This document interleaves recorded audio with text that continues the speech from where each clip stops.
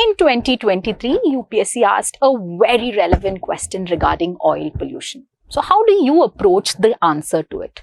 First of all, you start with a simple, direct introduction onto what is oil pollution.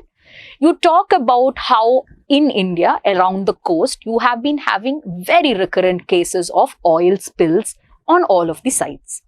Then you move on to discuss about what is the impact of oil pollution all around the world. So you can divide the body of the answer into what are the environmental impacts, what are the health impacts, and what are the economic impacts. And in this particular order, because this is an environment question. Now, once you talk about the different impacts, which involves topics like how it will affect the biodiversity in the oceans, how people who are living in the coast can have different kinds of diseases, etc. Then you move on to the economic impacts, which talks about how a large amount of money of the country is being spent in clearing these oil spills. Once you talk about the general impacts of oil pollution, you thereafter move on to the specific impacts this creates onto the Indian coastline, which is actually something that is very relevant in this topic. You understand that a large amount of fishing communities which are there on the coastlines of India get affected by these recurrent oil spills.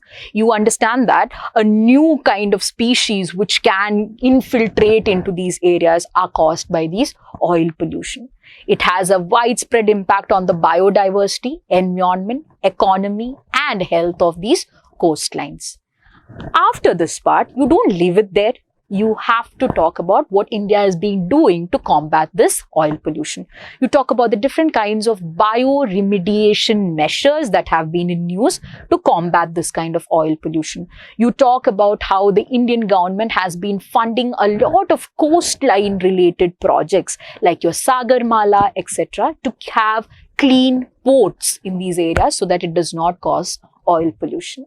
Once all of this is done in the body of the answer, you go further and talk about the conclusion, where you talk about the fact that the sustainable development goals that India has promised to adhere to, the SDG goal 14 specifically targets oil spillage in your coastlines.